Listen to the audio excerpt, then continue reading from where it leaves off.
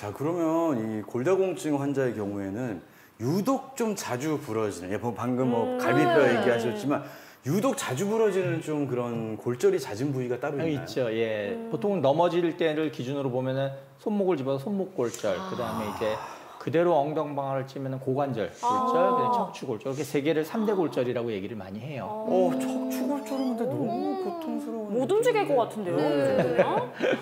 아, 근데 뭐 아직은 저도 막 크게 느껴본 적은 없어서 잘 조금 이렇게 공감하기 쉽지 않은데, 이렇게 뼈가 약하고 그러면 좀 활동에 제약이 많이 생기고 또 삶의 질이 너무 많이 떨어질 것 같다는 생각이 드는데, 진료실에 오시는 환자분들이 좀 삶의 질에 대해서도 좀 그런 얘기를 많이 하시죠. 그렇죠. 이게 젊은 분하고 틀린 게, 젊은 분들은 골절이 된다 한들 뭐 수술해놓고 나면 뼈가 잘 붙는데, 아까 말씀드린 대로 연세가 드신 분들은 뼈가 잘 안 붙으니까, 뼈가 안 붙으면 저희가 이제 걸릴 수가 없거든요. 그러면 이제 결국 한참을 눕혀놔야 되고, 그러다 보면 욕창이나 폐렴이 생기는 경우도 많고, 그럼 이제 라이프 퀄리티가 이제 쭉쭉 떨어지고 뭐 이제 안 좋은 코스로 가는 거죠. 그렇게 보면. 원하고 즐기고 싶은 스포츠도 마음대로 못 하겠는데요, 그러면? 그렇죠. 그런 것들은 아무래도 이제 척추에 무리가 가는 경우가 많으니까 일반적으로 그런 것보다는 이제 걷는 운동 같은 걸 더 저희가 추천하기도 합니다.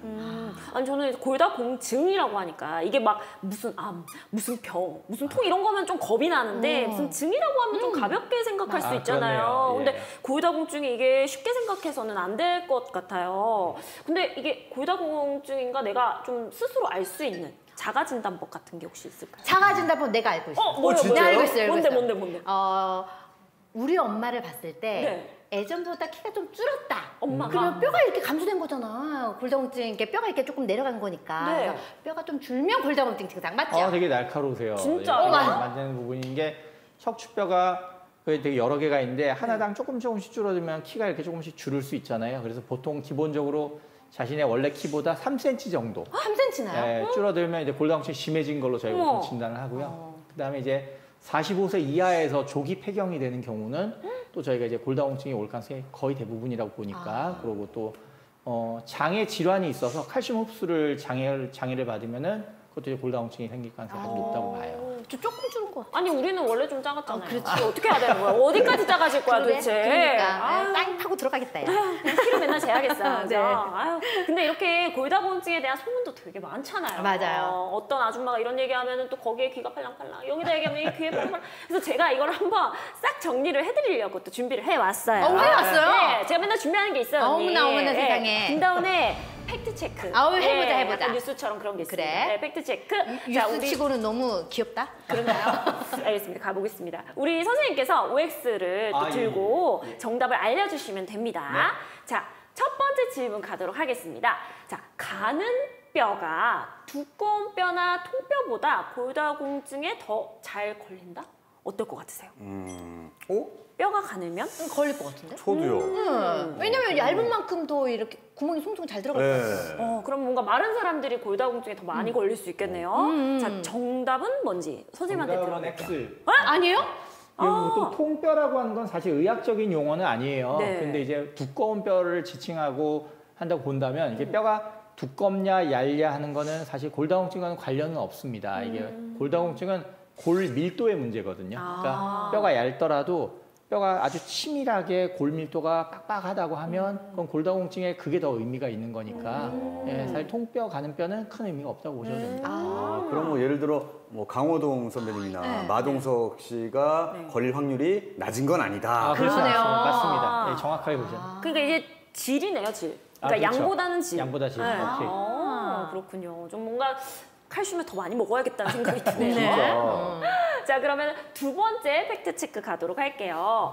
뚱뚱한 사람이 골다공증에 좀 많이 걸린다, 이런 얘기 들어보셨어요? 아무래도 네. 제 생각에는 네. 뚱뚱한 사람은 좀 등치가 있으니까 네. 뼈가 지탱을 더 해야 되잖아요. 네. 그럼 더 무리가 가잖아요. 그러니까 더 증상이 발생될 확률이 높죠. 그리고 저도 이런 얘기 들었어요. 여성분들 중에는 상체가 조금 크시고 맞아. 다리가 얇으신 분들 그치. 있거든요. 그런 분들이 골다공증에 잘 걸린다는 얘기 들었는데, 과연 이게 뚱뚱한 것과 그게 문제가 좀 관련이 있을지. 있죠, 이거는. 네, 선생님한테 한번 이거 들어볼게요. X.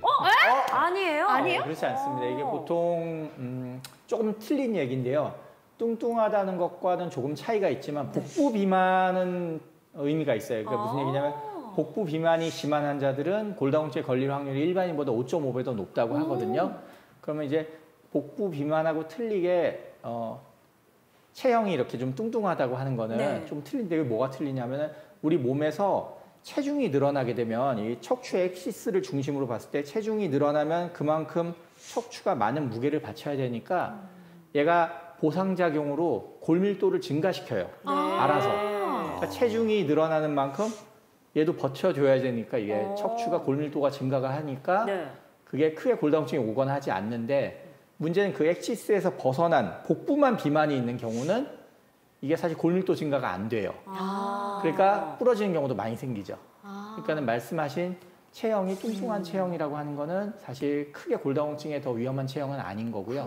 복부 비만은 확실히 의미가 있습니다. 나 살을 좀 찌워야 되나? 신기하다. 전체적으로 좀 찌워야 되나? 그러니까. 원래 먹으면 다 피가 되고 살이 되고 뼈가 되고 이런 얘기를 하잖아요. 그렇지. 그러니까 잘 드셔야 될것 주의를 같아요. 하셔야죠. 복부가 비만해질 가능성이 많이 있으니까 우리가. 그렇습니다. 네. 저희는 지금 그렇네요. 전체적으로 네. 퍼지는 네. 상황보다는 네. 한쪽으로 많이 몰릴 수 있기 아이고, 때문에 그러니까. 그래요. 네, 대부분. 좀 걱정인 게 나이 들면 나이살 찐다고 배만 그럼요. 찌잖아요. 대부분 근데 그것도 그렇습니다. 관리를 아무리 안 먹어도 안 빠지더라. 그러니까요. 배는. 네. 그럼 꼭 관리를 해야겠네요. 네. 알겠습니다. 근데 또 얘기하면서 제가 막 칼슘 네. 많이 먹어야겠다 이런 얘기 했잖아요. 예. 그 세 번째 팩트 체크가 칼슘에 대한 얘기입니다. 칼슘제만 잘 챙겨 먹으면 골다공증 걱정을 안 해도 될까요? 정답은 뭘까요?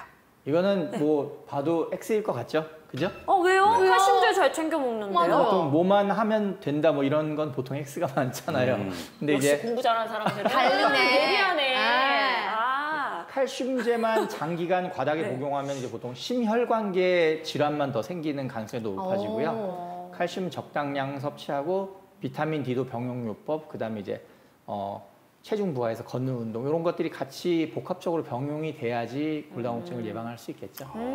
그렇군요. 어쨌든 오해가 많았어요. 뭐 네. 뚱뚱하면은 많이 걸린다, 뭐 가는 뼈면은 뭐 많이 걸린다 이런 건 어쨌든 오해였고 골 밀도를 신경 그렇죠. 쓰라는 걸로 정리를 한번 해보도록 하겠습니다. 네. 김나온의 팩트 체크 다음 주에 다시 돌아오겠습니다. 난 다 틀렸네. 그래서 이 코너가 있는 거예요. 그러네. 근데 이번 주 팩트 체크는 뭔가 정말 좀 오해에 대한 진실을 확실하게 좀 알아볼 수 네. 있는 상황이었던 것 같아요. 왜냐면 진짜 반대로 생각하는 분들이 많거든요. 맞아요. 저도 뼈가 얇아서 혹시라도 이 골다공증에 좀 더 노출되지 않을까 생각을 했는데 네. 골밀도가 가장 중요하다는 거를 정확히 이해하게 된 것 같습니다. 아무래도 이제 골다공증 좀 아무리 좀 흔하다고 해도 쉽게 생각해서는 안 될 것 같고요. 자, 골다공증 진단을 받은 이후 또 치료는 어떻게 이루어져야 되나요?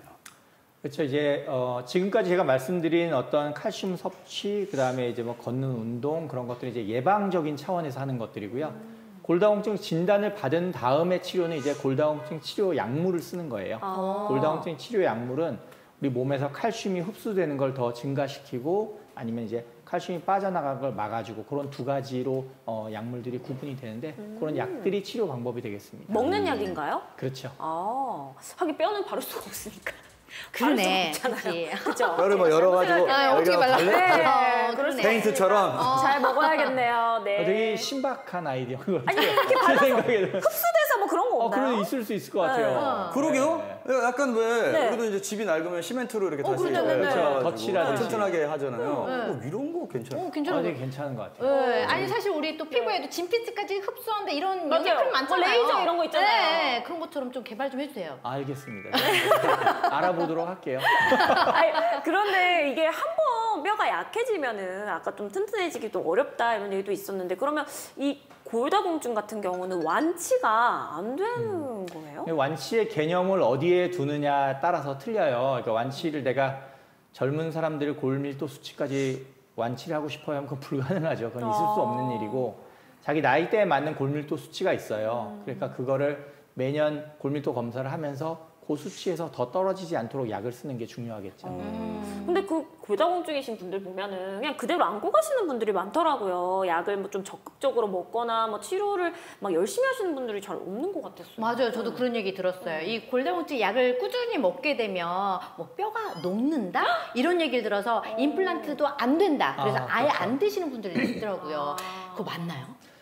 일단 골다공증 치료를 하다 중단하는 가장 큰 원인은 위장장애가 제일 많아요. 이게 이제 사실 골다공증 약이 한 달에 한 번 드시는 약이거든요. 그렇게 힘들지는 않은데 이 속쓰림 위장장애가 너무 심하면 못 드세요. 이게 예전에는 하루에 한 번씩 꼭 먹는 약이었었는데 그건 위장장애 심하면 정말 못 먹어요. 골다공증 약이 사실은 그렇게 쉬운 약은 아니거든요. 이게 알약인데 성분이 예. 좀 그래요? 그리고 또 이제 그 약을 먹으면 바로 누우시면 또 안 돼요. 30분 정도 서 있어야 되고 하는 그런 좀 뭔가 후속 조치들이 필요하기 때문에 예전에는 정말 못 드시는 분들이 많았는데 요즘은 한 달에 한 알이니까 사실 그렇게 힘들지는 않거든요. 그래도 저희가 속 쓰려서 못 먹겠다고 하시는 분들은 주사제로 바로 바꿔드려요. 주사제는 위장장애가 없으니까 대신에 병원에 와서 좀 귀찮기는 한데 그래도 주사제로 많이 바꿔드립니다. 그럼 그것도 한 달에 한 번 맞는 거예요? 그건 이제 기간에 따라 틀린데 석 달에 한 번 맞는 것도 있고 1년에 한 번 맞는 주사도 있고 좀 틀려요. 어디에 맞아요? 부위는 그냥 근육 주사 맞듯이 맞으니까 그건 엉덩이? 걱정 안 하셔도 됩니다. 예. 엉덩이를 까느냐, 약을 먹느냐 둘 중 하나 선택하면 되겠네요. 주사제가 좀 근육통이 심해요. 그게 막 네. 그래서 이제 하루 정도 고생하기도 하시는데 그래도 위장장애가 심하면 그렇게라도 저희가 치료제약을 바꿔드리고요. 그다음에 이제 아까 얼핏 얘기하신 치과 치료를 할 때 저희가 이제 골다공증 치료제를 중단해야 되는 경우가 있어요. 이제 뭐냐면 우선 자신이 드시는 약이 어떤 약인지를 알아야 돼요. 그래서 그 약 중에 비스포스포네이트라는 제제가 있어요. 그 제제는 치과에서 발치나 임플란트를 하기 2달 전부터 시술하고 한 달 후까지는 저희가 드시지 말게 해요. 그런 이유는 이제 그 제제가 우리 턱뼈의 괴사를 유발하는 경우가 아주 드물지만 있거든요. 그래서 이제 퍼센테이지로 따지면 뭐 0. 몇 프로 되게 미미하기는 한데 그래도 괴사가 오는 환자들이 아주 가끔 있기 때문에 그렇게 치료를 중단하고 치과 치료를 받도록 말씀드립니다. 이게 치아도 뼈니까 그런가 봐요? 그러니까 이제 발치를 하거나 임플란트를 할 때 그 뼈가 건강하지 못한 경우에는 그 약을 이제 오래 드시게 되면은 그게 뼈가 건강하지 못한 경우는 이게 썩는 경우가 있거든요. 그렇기 때문에 반드시 이게 고름이 나오고 이제 뼈가 제대로 형성이 안 되고 하면 문제가 되기 때문에 반드시 약을 좀 중단하도록 그렇게 하고 있습니다. 그럼 뼈가 녹기도 정말 그 녹는 게 괴사죠. 예. 턱뼈가. 무섭네.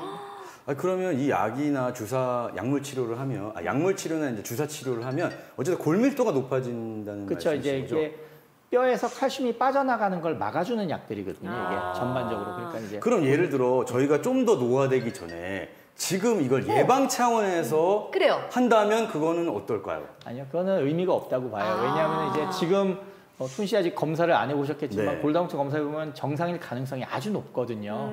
그런 환자들은 지금 건강하게 새로 뼈를 만들고 파골세포가 뼈를 망가뜨리고 이렇게 건강한 사이클이 돼서 프레시한 뼈들이 있는데 그거를 굳이 이거를 막을 필요가 없는 거죠. 네. 아니, 젊었을 때 좀 활동을 많이 하고 이렇게 춤도 많이 추신 분들은 좀 감소되지 않아요? 좀 그런 경우는 아무래도 뼈가 더 튼튼한 경우가 더 많죠. 오히려 튼튼해요. 일반적으로. 아, 잘하셨네요. 튼튼할 거예요. 육체 노동을 하신 거에 우리 비유하기는 좀 그렇지만 네. 육체 노동 하신 거에 거의 준하기 때문에 네. 그런 경우는 뼈가 튼튼한 경우가 대부분이에요. 오, 네. 걱정 검사 안 없으세요. 해도 근데 진짜 처음으로 받는 축하인데. 그러니까요. 이 프로그램 하면서 처음입니다. 네. 근데 약간 저는 좀 이제 일리가 있다고 생각을 하는 게 저는 한 번도 뼈에 뭐가 손상돼 본 적은 없는 것 같아요. 네, 어디 넘어지거나 네네. 크게 이렇게 굴러도 뼈가 부러진 적은 없는 것 같아요. 튼튼하실 거예요, 되게. 네. 네.